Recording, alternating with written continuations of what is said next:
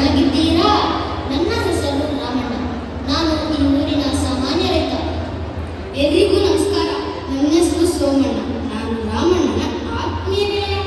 ಓ ಗೆಳೆಯ, ಯಾವಾಗಲೂ ನನ್ನ ಕುಟುಂಬದ ಪರಿಚಯ ಮಾಡಿಕೊಡು ಅಂತ ಕೇಳುತ್ತಿದ್ದೆಯಲ್ಲ. ಬಾ, ಈ ದಿನ ನಿಮಗೆಲ್ಲ ನನ್ನ ಕೂಡು ಕುಟುಂಬದ ಪರಿಚಯ ಮಾಡಿಕೊಡ್ತೀನಿ. ಇವರು ನಮ್ಮ ಮನೆಯ ಹಿರಿಯ ಜೀವಗಳಾದ ನನ್ನ ಅಜ್ಜ ಅಜ್ಜಿ. ನಾನು ಚಿಕ್ಕವನಾಗಿದ್ದಾಗಿನಿಂದಲೂ ಬಹಳ ಪ್ರೀತಿಯಿಂದ ತಿದ್ದಿ ಬುದ್ಧಿ ಹೇಳಿದ್ದಾರೆ. ಈಗ ಬರ್ತಿದ್ದಾರಲ್ಲ, ಇವರು ನಮ್ಮ ಅಪ್ಪ ಅಮ್ಮ. ನಾನು ದೇಶಕ್ಕೆ ಒಬ್ಬ ಪ್ರಜೆಯಾಗುವುದರಲ್ಲಿ ಇವರುಗಳ ಯೋಗದಾನ ಅಪಾರವಾದದ್ದು.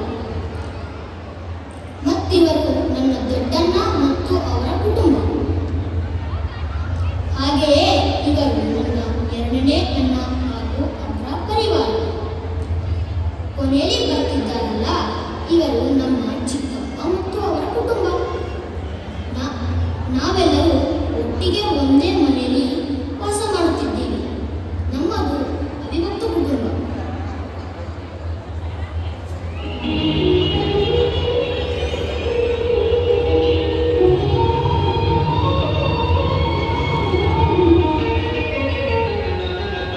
ನಮ್ಮ ಸಂಸಾರ ಆನಂದ ಸಾಗರ, ಪ್ರೀತಿಯೆಂಬ ದೈವವೇ ನಮಗಾಧಾರ. ಆ ದೈವ ತಂತ್ರವರ ತುಂಬ ಬಾಳೆ ಬಂಗಾರ.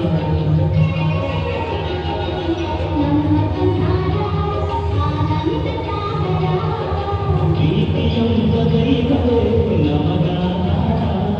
ಆ ದೈವ ತಂತ್ರವರ ತುಂಬ ಬಾಳೆ ಬಂಗಾರ. ನಮ್ಮ ಸಂಸಾರ ಆನಂದ ಸಾಗರ.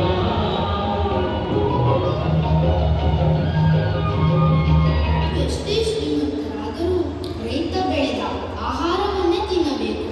ಅನ್ನ ನೀಡುವ ರೈತ ದೇವರಿಗೆ ಸಮ. ಅನ್ನ ಬ್ರಹ್ಮ. ಇಂತಹ ರೈತರಾದ ರಾಮಣ್ಣ ಸೋಮಣ್ಣ ನೇಗಿಲನ್ನು ಹಿಡಿದು ಹೊಲಕ್ಕೆ ಹೋಗಿ ಉಳುಮೆ ಮಾಡುತ್ತಿದ್ದಾರೆ. ಹಾಗೂ ಅವರ ಕುಟುಂಬಸ್ಥರು ಸಹ ತಮ್ಮ ತಮ್ಮ ಕೆಲಸಗಳನ್ನು ಮಾಡುತ್ತಿದ್ದಾರೆ.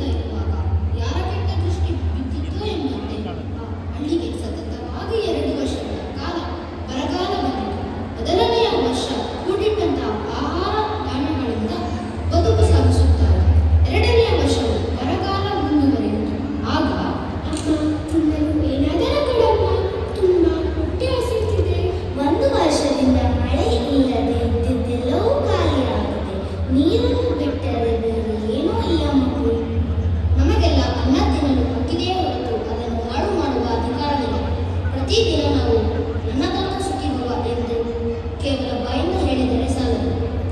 ರೈತನ ಶ್ರಮವನ್ನು ಗೌರವಿಸಲು ಕಲಿಯಬೇಕು. ಯಾವಾಗ ರೈತ ಸುಖವಾಗಿರುತ್ತಾನೋ ಆಗಲೇ ಒಂದು ದೇಶವೂ ಸಹ ಸುರಕ್ಷಿತವಾಗಿರಲು ಸಾಧ್ಯ. ಬರೀ 30 ದಿನದ ಸಂಬಳವನ್ನು ನಂಬಿಕೊಂಡು ಒದ್ದಾಡುವ ನಾವು ವರ್ಷದ 365 ದಿನಗಳ ಕಾಲವು ದುಡಿಯುವ ಶ್ರಮಯೋಗಿಯಾದ ರೈತನು ಒದ್ದಾಟ ಎಷ್ಟಿರಬಹುದೆಂದು ಯೋಚಿಸಿ. ಹೀಗೆಯೇ ಬರಗಾಲದ ಪರಿಸ್ಥಿತಿ ಮುಂದುವರಿಯಲು ರೈತರೆಲ್ಲ ನಗರದ ಕಡೆ ವಲಸೆ ಹೋಗಲು ಪ್ರಾರಂಭಿಸುವರು.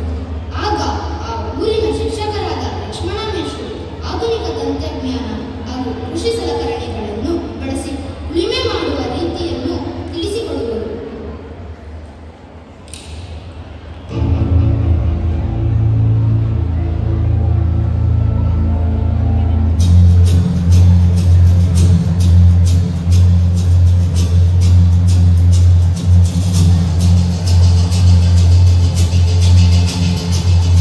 ಕಲ್ಲು ಕಲ್ಲು ಕೆಚ್ಚಲಾದ ತಾಕಿದೆ ನಮ್ಮ ಮಣ್ಣಿಗೀಗ. ಎದ್ದು ನಿಂತು ಬರುವ ಸೂರ್ಯ ಕಿರಣಕ್ಕೆ ನೀಡುತ್ತಾನೆಗೀಗ. ಸಮುದ್ರದಲ್ಲಿ ತಾನೆ ಹುಡುಕ ಹೊರಟಿದೆ ಅಂತರ್ಜಲವನೇ. ಶಿರಸ್ಸಿನಿಂದ ಶಿವನ ಬಂದು ಹುಟ್ಟಿದೆ ನಮ್ಮ ನೆಲವನೇ.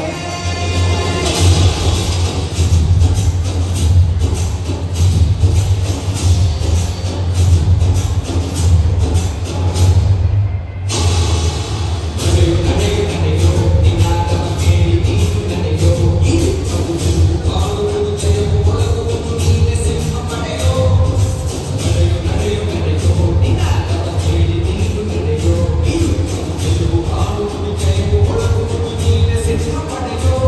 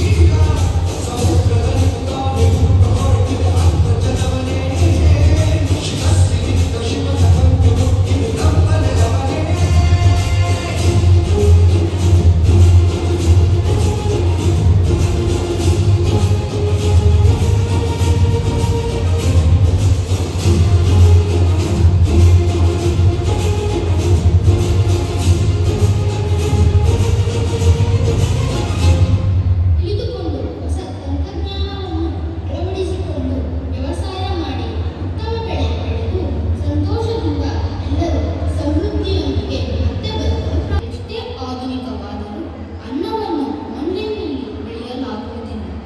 ರೈತನ ಬೆವರಿನ ಶ್ರಮದಿಂದ ಮಾತ್ರ ಅದು ಸಾಧ್ಯ.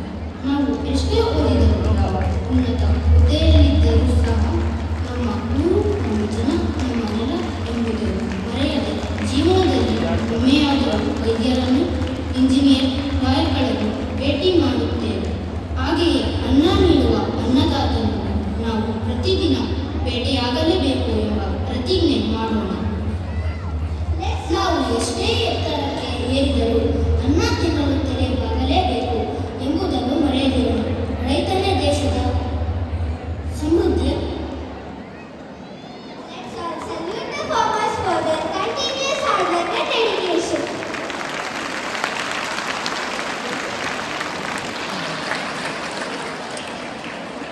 Truly hard work tribute to farmers through music. Thank you, my dear friends, for the tribute to farmers.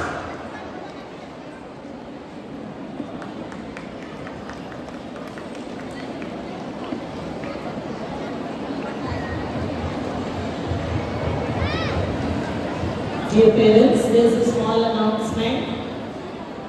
We have been circulating the feedback slips, so I request all the parents to please write a few comments about the cultural events today.